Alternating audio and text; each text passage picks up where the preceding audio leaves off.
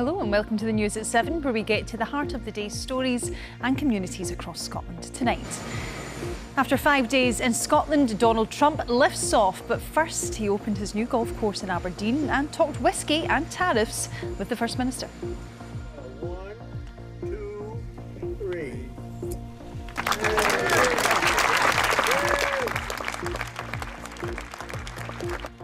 You'll have all the details from the last day of his private visit here.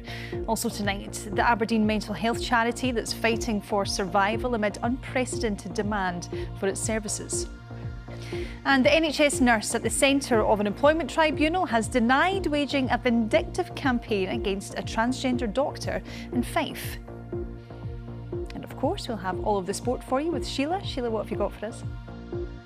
We'll have an extended interview with Rangers head coach Russell Martin in Athens ahead of his side's clash against Panathinaikos.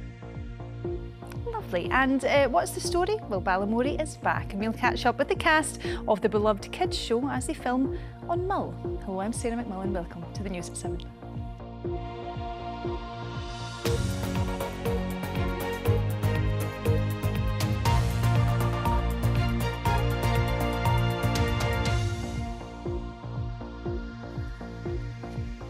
Hello, good evening. Within the last couple of hours, the US President Donald Trump left Lossiemouth on Air Force One after a private visit to Scotland. He had been in the country since Friday, and while here he met with political leaders and made a trade deal with the EU, but he also played golf. Today he opened his new course at his Aberdeenshire resort, which he dedicated to his late mother, who was born on the Isle of Lewis.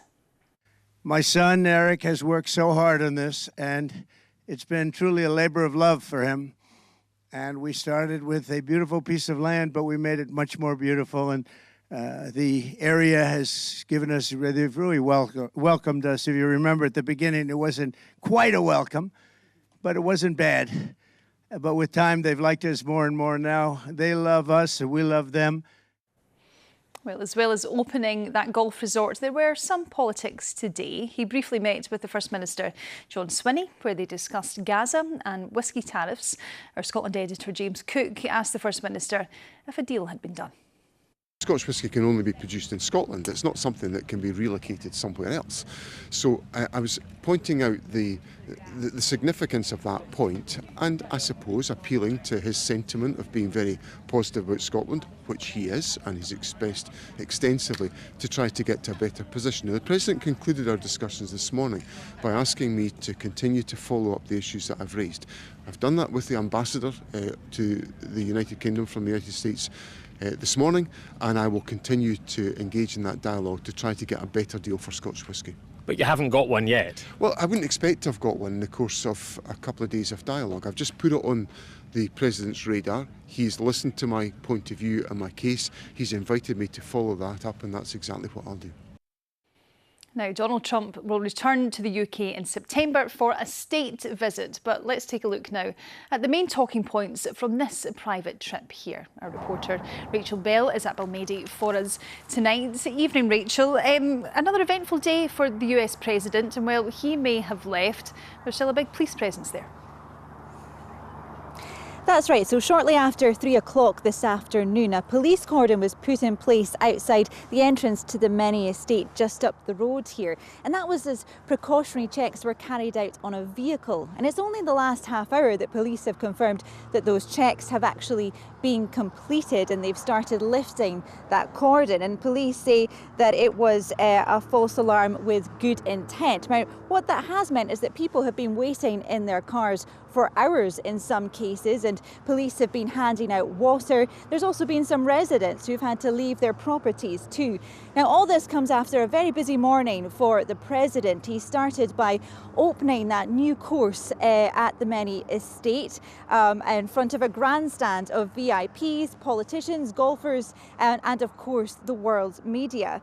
But this wasn't all about golf today, because before that opening ceremony, he also met with the First Minister, John Swinney. Now, that meeting lasted around 15 to 20 minutes, and also it followed a banquet last night in which the two men were sat together enjoying a meal of langoustine and beef. And on the menu for discussion was whisky. Both men spoke about the tariffs which is costing the whisky industry £4 million a week. And the Scottish Government have said that there is now a window of opportunity between now and when the President returns in September for them to try and get those tariffs reduced. The First Minister was also urging the President to exert his influence to try and secure a ceasefire in Gaza. So Rachel, what's the feeling here then? What's the sense of how this trip has been received? Well, it's not every day that you have the President on your patch, and certainly his presence here and in Ayrshire too has attracted a lot of attention, and the security arrangements in place have been extensive and also costly. There have been protests, but perhaps not as many as some may have predicted. Of course, as you said there, that the President will return in September when he's here for that official state visit, an altogether more formal affair. He will be staying with the First Lady Melania Trump at Windsor Castle as the guest of both the King and Queen.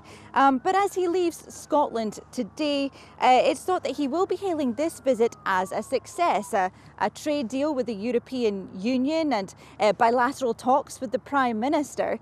And also he was able to fit in a few rounds of golf too, but he will be leaving with a lot on his mind. Pressure to exert his influence in Gaza, that shortening deadline over securing a ceasefire in Ukraine, and also questions over the Jeffrey Epstein files. So in his word, he's returning to DC to put fires out around the world. Rachel, thank you very much for that final update after a busy few days for you and the team in Aberdeen. Thank you. Now, the Kay Adams programme on BBC Radio Scotland has been asking whether Scotland should be embracing Donald Trump. Here's what some of you had to say on that. John in Glasgow says, Nicola Sturgeon chose to ignore President Trump. John Swinney takes a more pragmatic view for the good of Scotland. Yes, he's a Marmite character, but you can catch more flies with sugar than you do with vinegar. And Marie disagrees. She says he should be treated with the minimum civility required for diplomatic relations between our countries and no phoning.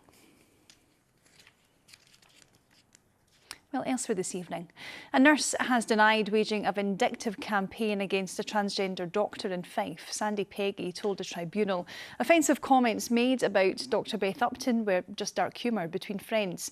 Mrs Peggy said she had no bad feelings towards trans people but did not believe men should be in women's changing areas.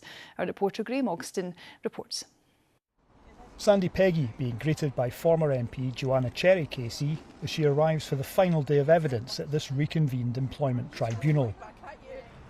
Miss Peggy was suspended after she complained about having to share a changing room with transgender medic Dr Beth Upton on Christmas Eve 2023. The nurses lodged a claim against NHS Fife and Dr Upton, citing the Equality Act 2010, including sexual harassment, harassment related to a protected belief, indirect discrimination and victimisation. Sandy Peggy gave her main evidence to the tribunal in February, but was recalled today to address testimony from two witnesses that allege she held racist and discriminatory views. These focused on a holiday group chat and comments that the witnesses say they heard Miss Peggy say about ethnic minorities and people of other sexual orientations. Miss Peggy was asked by her lawyer Naomi Cunningham how she felt about jokes she had shared about the 2022 flood in Pakistan. She replied, "I find looking at them. They're distasteful. At the time it was dark humour.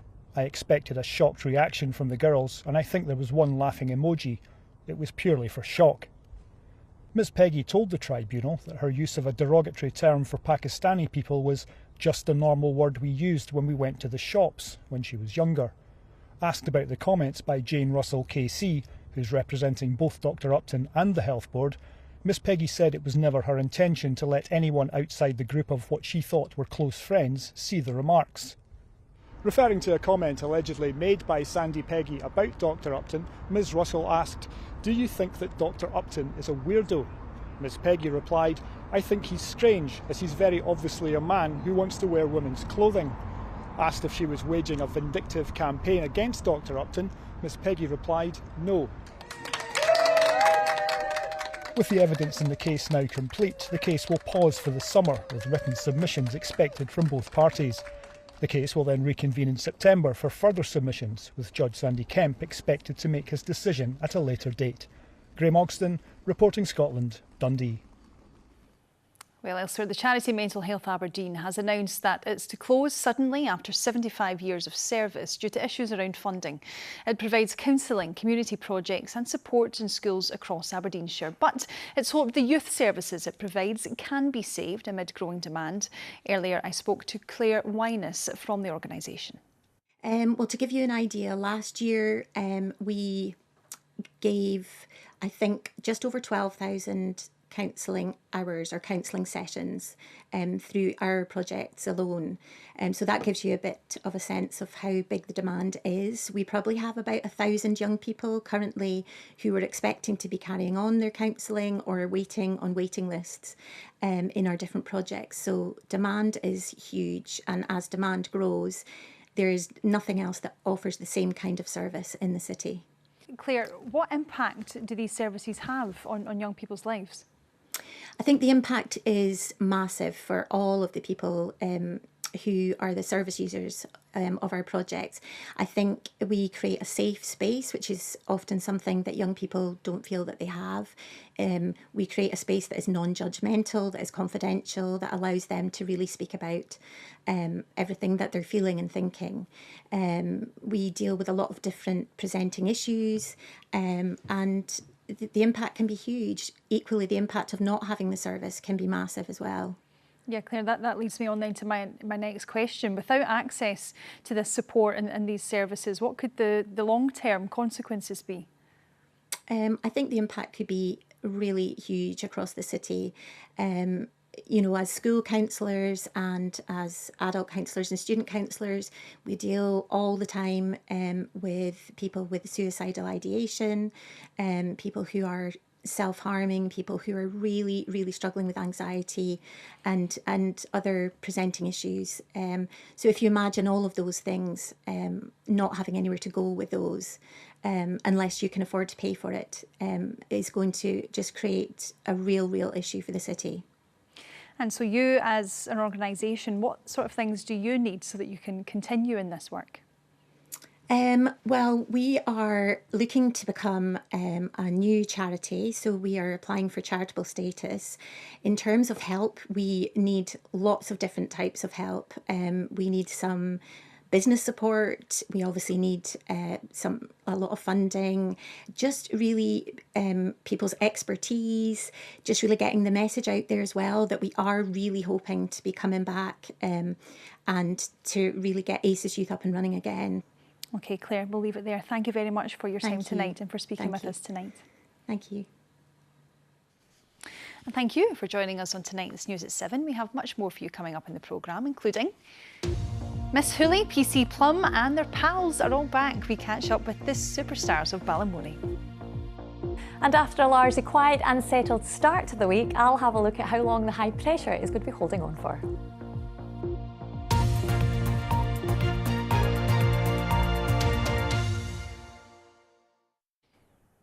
Now, a general culture of sexism in schools is behind the serious incidents of violence against women and girls. That's according to a report by Glasgow University.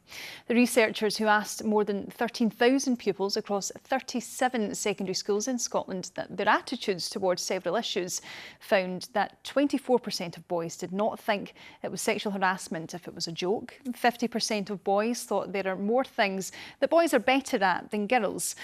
33% of boys thought skimpy outfits meant that girls were asking for trouble, and 43% of boys thought that boys who behave like girls are weak.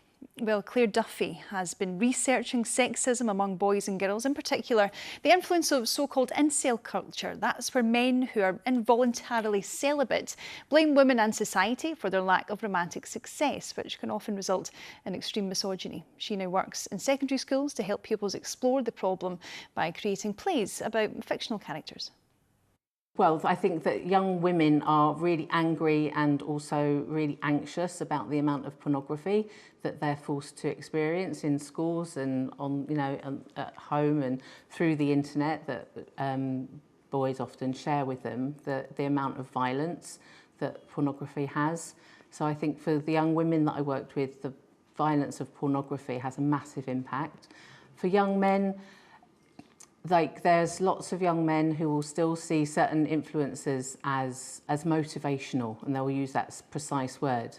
And even though they know that he is or they have been arrested, are waiting trial for various different really terrible violent crimes, they still say, well, I think that some of what he's saying is taken out of context. So there's a real desire amongst some young men to idolise men online who are promoting ideas about masculinity, which are all about dominance, being rich, being strong, being the most muscular, being the fittest, being emotionally in control, never showing any vulnerability. Those kinds of messages are really getting through to lots of the young men that I'm working with. And Claire, what factors do you think are at play here that are making young boys feel vulnerable? Well, there's all sorts of factors. I mean, we always sort of think, and this is why we use drama-based and arts-based interventions, because you can look at an individual character, because everybody's unique. Everyone's got different reasons for being radicalised around their masculinity online. One of the things that two groups that I worked with in Edinburgh last year, they both said the main character experienced domestic violence in their childhood, and this was like a major impact on their sense of vulnerability to these messages online. And if you look at statistics of who's in prison, that is carried out. There are more people in prison that have experienced domestic violence in their childhoods. And just lastly then, Claire, do you have any advice for parents who are perhaps concerned about these issues?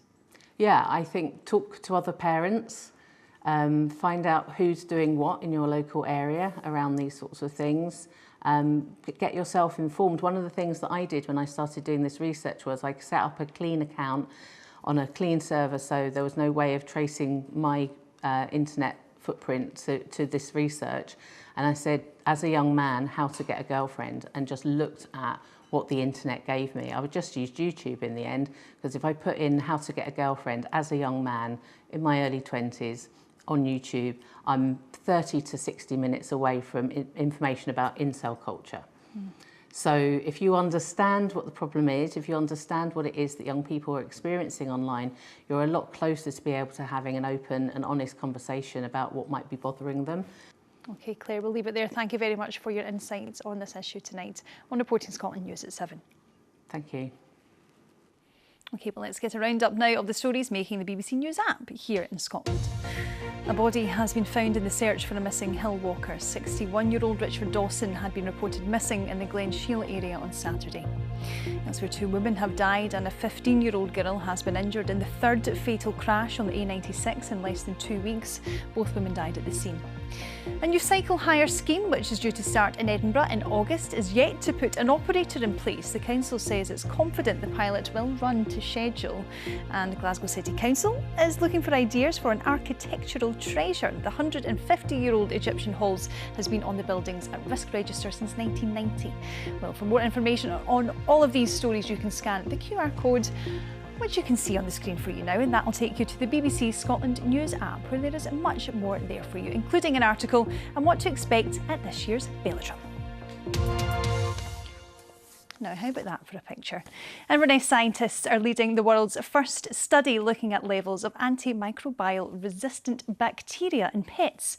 Scotland's Rural College is carrying out the research amid concern that bacteria like E. coli are becoming increasingly resistant to antibiotics.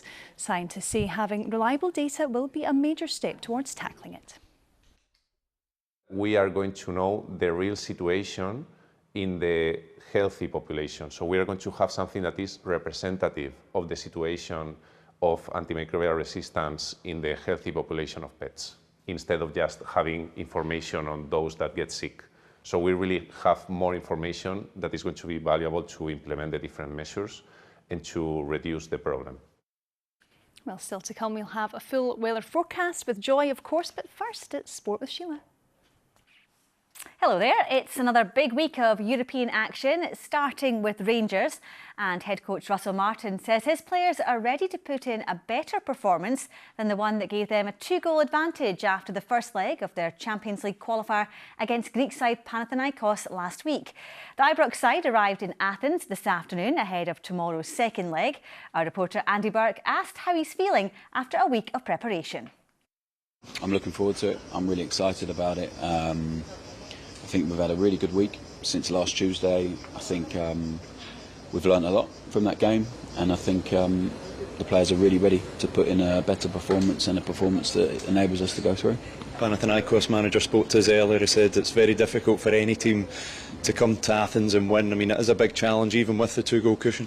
Yeah, as it is, you know, when teams have to come to Ibrox. So I don't think you'd expect anything less when you go away in Europe. I think some of the guys played in brilliant games last year at tough places. This club has had some amazing nights in Europe, and I hope we can give the fans another one that they can remember. Yeah, I mean, what do you think? You're still getting to know your players a little bit, it's still early in your reign.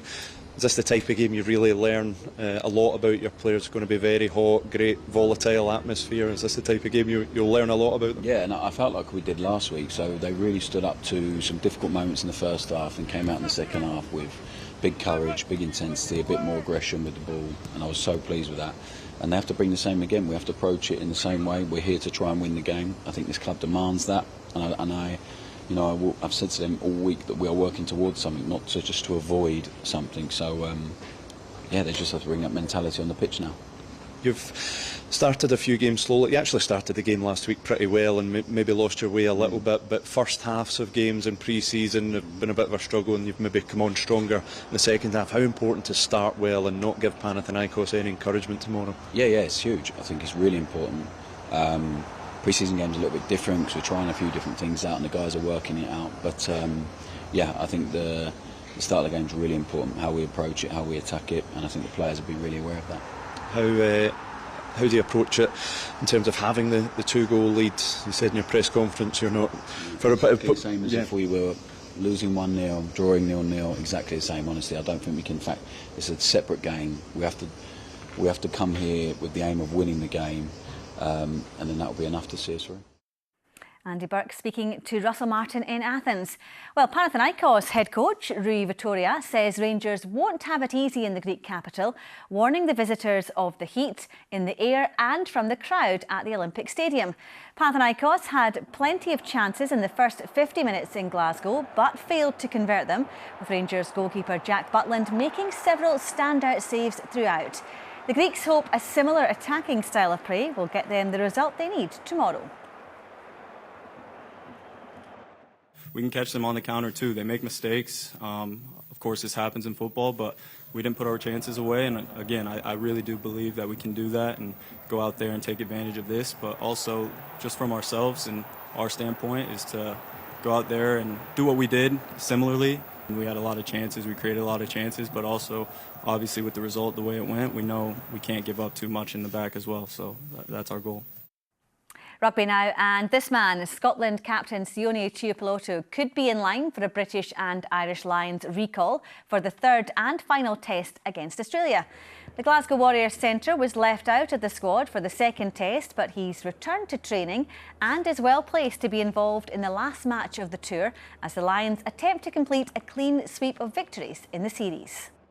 We want to be part of something very special. Winning a test series obviously is extremely special, but what would be an absolute dream would be to go out there and perform to the level we think we can perform to and win the third game.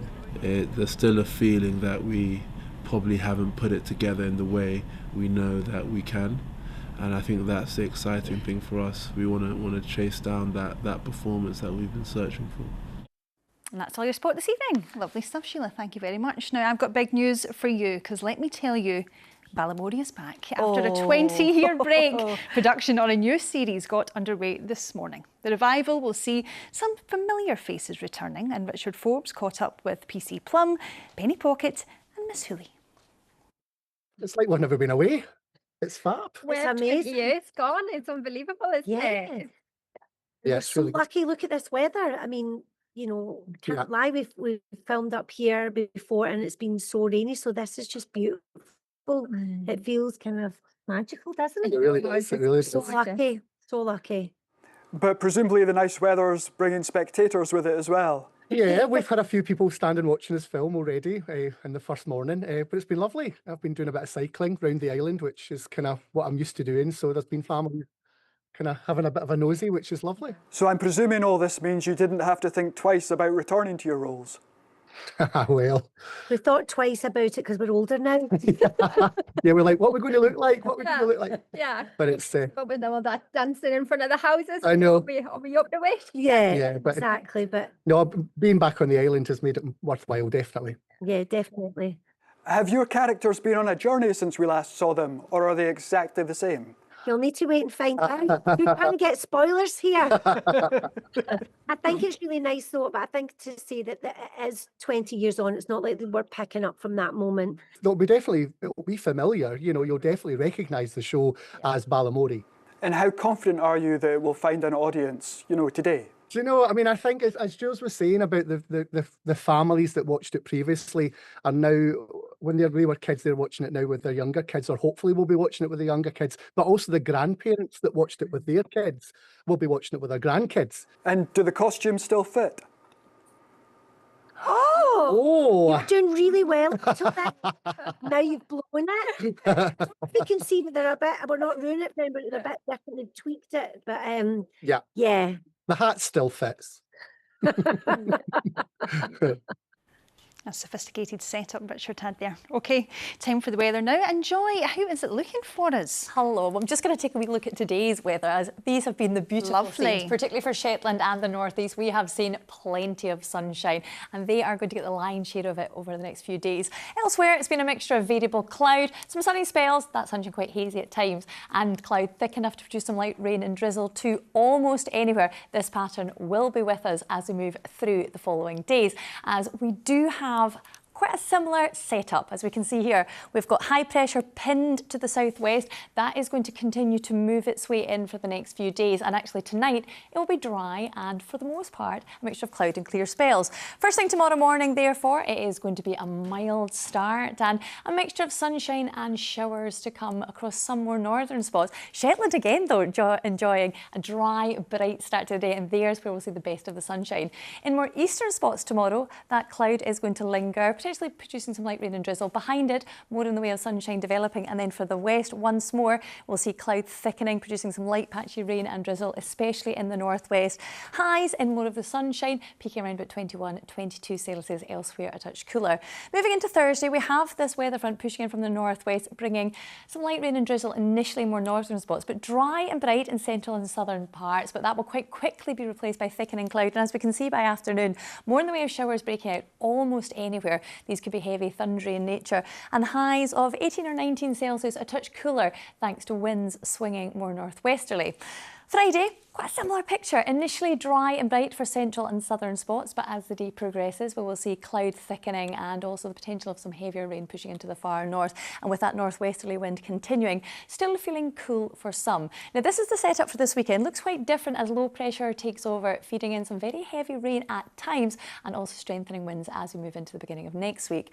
For Saturday, though, it will be a dry, fine day. Plenty of sunshine actually to be enjoyed. More in the way of cloud in the north and the west latterly, but winds beginning to turn more southerly, and that will lift the temperatures. Now, overnight on Saturday into Sunday, we have some heavy rain moving in. That will be with us initially on Sunday, but it will move its way eastwards. Behind it, drier, brighter conditions developing, winds turning more westerly, so that means temperatures returning to average for this time of year, peaking at 21 or 22 Celsius. That's your forecast.